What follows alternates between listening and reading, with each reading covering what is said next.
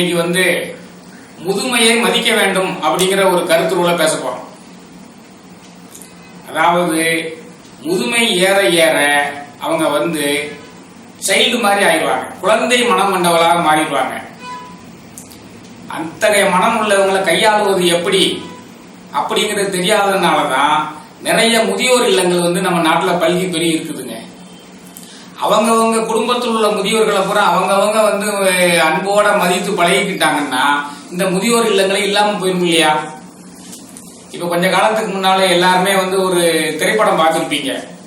அதுல ஒரு அம்மா தன்னுடைய வீட்டில் உள்ள குடும்ப சூழ்நிலைகளால் ஏற்பட்டக்கூடிய மன அழுத்தத்தினால ஓரளவு அவங்க தெளிவான சிந்தனை இல்லாம மனநலம் பாதிக்கப்பட்டு சொந்த ஊருக்கு போறதுக்கு வேற ஒரு மாநிலத்துல போய் அங்க போய் கஷ்டப்பட்டு ஒரு இடத்துல இருந்தத பிள்ளைகள்லாம் எப்படி தேடி கண்டுபிடிச்சாங்கன்னு பார்த்திருக்கிறோம்.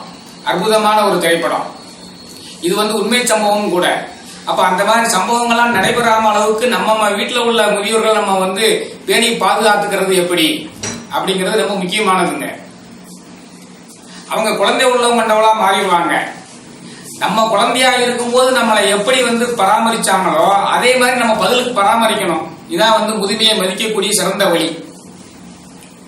அவங்க சொல்லுவதை எல்லாம் காது கொடுத்து கேட்கணும். முதல்ல அது நமக்கு பிடிக்காத விஷயங்களா கூட இருக்கலாம். அவங்க அதை ஆர்வமா சொல்ல வரும் பொழுது முழுவதுமாக அவர்கள் சொல்லுவதை முதலில் கேட்க வேண்டும்.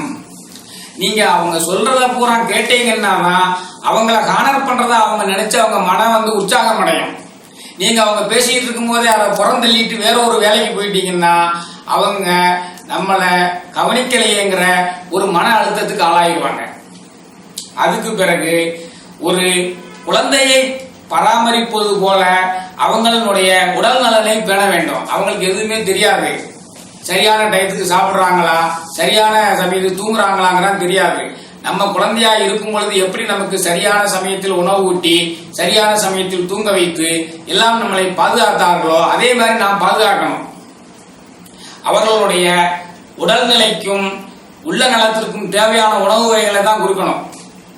பெரும்பாலும் அவங்க சர்க்கரை நோயினாலேயோ இரத்த அழுத்தத்தினாலேயோ யூரிக் ஆசிட்னாலேயோ இன்னும் பல நோய்கள்னாலேயோ தாக்குவதற்குள்ளாக இருப்பாங்க. அப்ப அதுக்குரிய உணவு வகைகள் என்ன அப்படிங்கிறத நாம தான் பார்த்து அவங்களுக்கு கொடுக்கணும். முதுமையை மதிக்கக்கூடிய வழியிலே இது ரெண்டாவது வழி.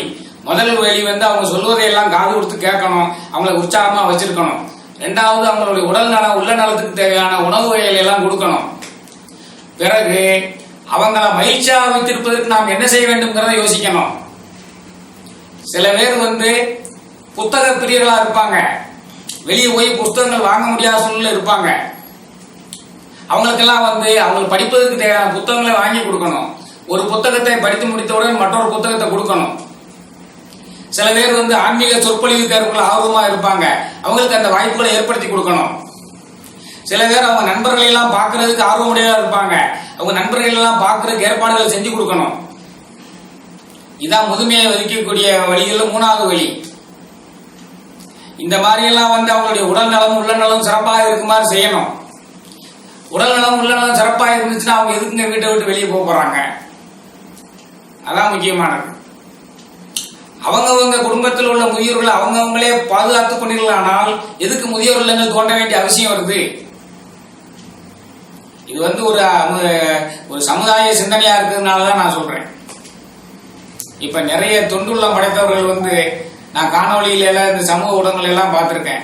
பராமரிப்பில் இருக்கக்கூடிய நிறைய முதியோர்களை எடுத்துக்கொண்டு போய் அவங்களுக்கு நன்றாக புத்தாடையில வாங்கி கொடுத்து அவங்களை குளிப்பாட்டி பராமரித்து அவங்களை சேவை இல்லத்தில் கொண்டு விடக்கூடிய எத்தனையோ தொண்டுள்ளங்கள் எல்லாம் பார்த்திருக்கிறேன். அங்கெல்லாம் அற்புதமான பணி.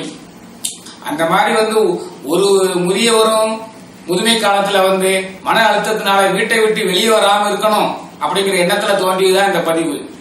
அதுக்கு ரொம்ப சுலபமான வழி வேற ஒண்ணுமே கிடையாது. அவங்க சொல்றத கொஞ்சம் காது கொடுத்து கேட்கணும், அவங்கள மதிக்கணும். அவங்களுக்கு தேவையான உணவு உடைகள் மருந்துகள் இதுகளை காலத்துல வாங்கி கொடுக்கணும். அதை சரியான முறையில் பயன்படுத்துறாங்களாங்கிறத பார்க்கணும். இந்த மாதிரி அவங்களுக்கு விருப்பமானதை அவங்களுக்கு செய்ய விடணும்.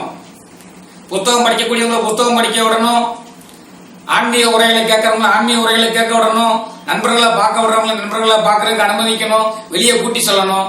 இந்த மாதிரி எல்லாம் அவங்களுக்கு பிடித்தமானவைகளாம் செஞ்சீங்கன்னா அவங்களுடைய பிசிக்கல் பேராமீட்டர்ஸ், ரத்த அழுத்தம் எல்லாம் கண்ட்ரோலா வந்துடும், சுகர் கண்ட்ரோலா வந்துடும், எல்லாமே மனநலம் சிறக்கும். அப்படிங்கும் போது அவங்களுடைய வாழ்வும் சிறக்கும். முதியவர்களுடைய வழிகாட்டுதல் ரொம்ப முக்கியம். இழுக்கல் உடையிலி ஊற்றுக்கோளற்றே ஒழுக்கமுடையார் வாய்ச்சொல்.